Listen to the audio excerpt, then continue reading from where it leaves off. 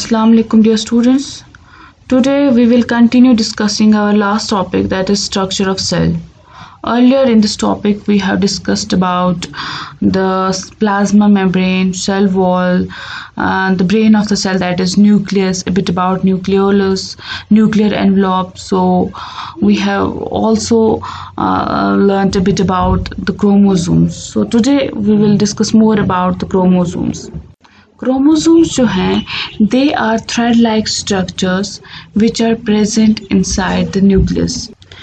इसका क्रोमोसोम जो है it is made up of protein and a single molecule of deoxyribonucleic acid. ठीक है, हर एक क्रोमोसोम जो है एक तो प्रोटीन का बनता है. प्रोटीन जो है ये इस क्रोमोसोम को स्ट्रक्चर प्रोवाइड करता है. हिस्टोन्स वहाँ पे होते हैं, वो स्ट्रक्चरल जो फॉर्मेशन होती है क्रोमोसोम्स की वो ये प्रोटीन्स प्रोवाइड करते हैं. और हर एक क्रोमोसोम में एक single deoxyribonucleic acid that is DNA present होता है.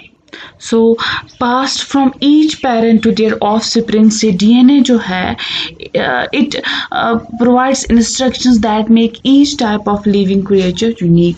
ये जो डीएनए होता है ये पेरेंट टू देयर ऑफस्प्रिंग से पास ऑन होता है और हर एक का डीएनए जो है ये स्पेसिफिक इंस्ट्रक्शंस प्रोवाइड करता है और इसी की वजह से हर एक इंडिविजुअल जो है वो एक दूसरे से काफ़ी ज़्यादा डिफरेंट होता है. ये जो क्रोमोसोम है, the term chromosomes comes from a Latin word for color, chroma, and body, soma. So chromo means color and body means soma. So scientists ने इन chromosomes का नाम chromosomes इसलिए रखा क्योंकि ये जो है ये cells का structure provide करते हैं ये, या body जो है हमारी हर एक living organism की body या human beings की body जो है शक्ल different होती है. So इसलिए इनका नाम दिया क्योंकि ये chromosomes की वजह से ये हर एक living organism की body या cell formation होती है. क्रोमोसोम्स जो हैं they are fixed in number for each species. Chromosomes जो हैं ये हर एक स्पीशी में इनका जो नंबर होता है, number of chromosome, they are fixed for each species. हर एक स्पीशी में definite number of chromosomes present होते हैं. फॉर एग्जांपल हम ह्यूमंस की बात करेंगे, हमें भी एक definite number of chromosomes present है. सो हर एक इंसान में उतने ही नंबर ऑफ क्रोमोसोम्स प्रेजेंट होंगे, जैसे 23 पेयर्स हैं. और in most organisms they occur in homologous pair. Most organisms they occur in homologous pair, मतलब के they contain a set of maternal and a set of paternal chromosomes. homologous pair में एक pair जो है वो paternal होता है, एक मैटरनल होता है. in each pair one chromosome belongs to father parent while other belongs to mother parent. presence of two sets of chromosome is called as diploid. दो sets, two pairs जहाँ पे होते हैं उनको हम diploid बोलते हैं. 2n is equal to 46. 2n diploid, जहाँ पे 2n का मतलब है, diploid का मतलब है 46 in humans. humans में 46 diploids होते हैं. presence of single set of chromosome is called as haploid. single set हो गया 23 in humans. humans में 23 haploid 23 sets हैं और diploid 46 sets हैं. so we contain 23 pairs of humans chromosomes. so humans में 23 pairs of chromosomes present हैं. ये देखिए structure of chromosome है, ये इसकी आर्म्स हैं, यहाँ से यहाँ से यहाँ से. सो ये स्पायरल शेप्ड है. यहाँ देखिए लॉन्ग थ्रेड लाइक स्ट्रक्चर है जिसको स्पायरल करके है, अंदर से इसका प्रोटीन स्ट्रक्चर है, हिस्टोन्स, ये इसको स्ट्रक्चर प्रोवाइड करता है इन क्रोमोसोम्स को. Next is role of nucleus in the cell.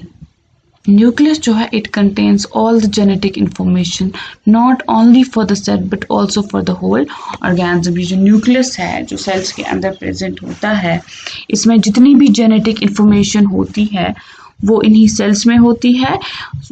खाली सेल के लिए नहीं होती है but for the whole organism, पूरे इंसान की बॉडी के लिए जितनी भी जेनेटिक इंफॉर्मेशन होती है वो इसी न्यूक्लियस के अंदर प्रेजेंट होती है. लाइक डीएनए है, आरएनए है, लाइक बैक्टीरिया वायरसेस वगैरह में आरएनए उनका जेनेटिक मटेरियल होता है. ह्यूमंस में डीएनए है. Its function as control center of the cell as it controls cell metabolism and cell activity. So cell जो है ये पूरी बॉडी का जो मेटाबॉलिज्म है, बाकी सेल की जो एक्टिविटीज हैं वो न्यूक्लियस ही कंट्रोल करता है. राइबोसोम्स बनते हैं न्यूक्लियोलस में, जो न्यूक्लियस का एक पार्ट है. Nucleus brings us about cell differentiation by which cell attains a specific structure and function. Cell nucleus की वजह से सेल में डिफरेंशिएशन, सेल डिवीजन होता है, जिसकी वजह से सेल जो है एक डेफिनेट स्ट्रक्चर अटेन करता है और अपना फंक्शन जो है काफ़ी एफिशिएंसी से करता है. Division of nucleus is essential for sale division. So nucleus का डिवीजन होना, न्यूक्लियस में जब डिवीजन होता है या न्यूक्लियस डिवाइड होता है इसलिए ज़रूरी है क्योंकि उसी की वजह से सेल डिवीजन होता है. Reshuffling of chromosomes and change in gene production produce variation. ये जो क्रोमोसोम रीशफलिंग होती है, रीशफल होते हैं क्रोमोसोम, जिसकी वजह से जीन्स जो हैं डिफरेंट जीन्स प्रोवाइड, जीन्स में चेंज आती हैं और जिसकी वजह से वेरिएशंस, हर एक इंसान जो है वेरिएशंस होती है, हर एक इंसान जो है एक दूसरे से डिफरेंट होता है.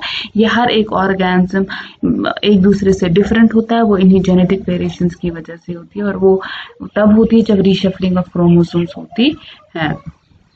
So what are prokaryotes and eukaryotes? Prokaryotes are a group of organisms that lack a cell nucleus or any other membrane bound organelles. They differ from the eukaryotes which have cell nucleus. Prokaryotes are single-celled organisms such as bacteria and are roughly 1 micrometer in diameter. So prokaryotes जो हैं ये single-celled, usually single-celled organisms होते हैं. इनमें nucleus present नहीं होता और बाकी भी मेम्ब्रेन बॉन्ड ऑर्गेनेल्स इनमें प्रेजेंट नहीं होती हैं या मेम्ब्रेनियस स्ट्रक्चर इनमें प्रेजेंट नहीं होता है. जैसे यूकेरियोट्स में होता है, यूकेरियोट्स में न्यूक्लियस प्रेजेंट होता है, इनके सेल्स की एक डेफिनेट शेप होती है, इनके सेल्स जो हैं कवर्ड होते हैं by specific membranes, cell membrane है और सेल वॉल है. और यूजुअली प्रोकैरियोट्स जो हैं ये सिंगल सेल्ड ऑर्गेनिजम्स होते हैं, लाइक बैक्टीरियाज हैं. और यूकेरियोट्स जो हैं इनमें सेल्स का कम्प्लेक्स स्ट्रक्चर होता है, इनमें मेम्ब्रेन्स प्रेजेंट होती हैं और बाकी जो मेम्ब्रेन बॉन्ड ऑर्गेनेल्स होती हैं वो प्रेजेंट होती हैं और इनका एक डेफिनेट स्ट्रक्चर होता है और इनमें जेनेटिक मटेरियल प्रेजेंट होता है जो one generation to another generation transfer होता है. सो प्रोकैरियोट्स जो हैं ये वेल डिफाइंड ऑर्गेनिजम्स नहीं होते हैं. So prokaryotes do not have nucleus that houses its genetic material. Prokaryotes में nucleus नहीं present होता है जैसे eukaryotes में होता है. Eukaryotes का जो nucleus है it is the house for the genetic material. जो genetic material इस nucleus में present होता है वो eukaryotes में होता है, but in case of prokaryotes it's absent. और prokaryote cell consists of a large DNA molecules compacted in an area of cytoplasm called as the nucleoid region. Prokaryotes जो हैं इनमें एक large molecule of DNA present होता है, but ये present होता है साइटोप्लाज्म में, द न्यूक्लियोइड रीजन. उनमें न्यूक्लियस प्रेजेंट नहीं होता लेकिन वहाँ पे एक साइटोप्लाज्म होता है, न्यूक्लियोइड रीजन में साइटोप्लाज्म प्रेजेंट होता है, उसमें इनका डीएनए प्रेजेंट होता है. The nucleoid region is protected and enclosed by the cell wall और cell membrane. The outer layering of the cell outer layering of the similar to the human skin finally. ठीक है. सो prokaryotes में जो nuclear region जो वहाँ पे cytoplasm present होता है वहाँ पे जो डीएनए प्रेजेंट होता है it's enclosed by cell wall.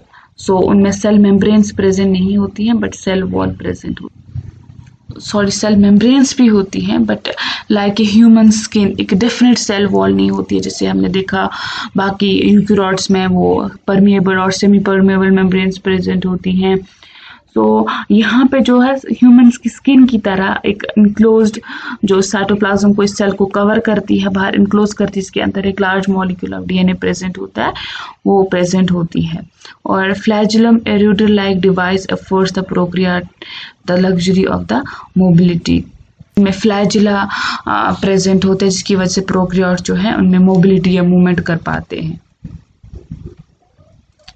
सो जो मेन डिफरेंसेस है between the prokaryotes and the eukaryotes, prokaryotes का जो सेल है that is small in size, इसका साइज होता है ऑलमोस्ट 1 to 10 माइक्रोमीटर.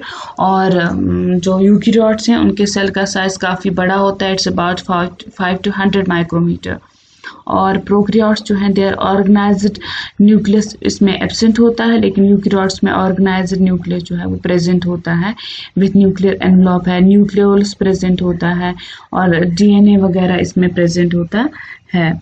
इसमें सिंगल डीएनए मॉलिक्यूल प्रेजेंट होता है। साइटोप्लाज्म में न्यूक्लियोलस इसमें एब्सेंट होता है, लेकिन इसमें यूकैरियोट्स में न्यूक्लियोलस भी प्रेजेंट होता है और डीएनए मॉलिक्यूल्स काफ़ी प्रेजेंट होते हैं।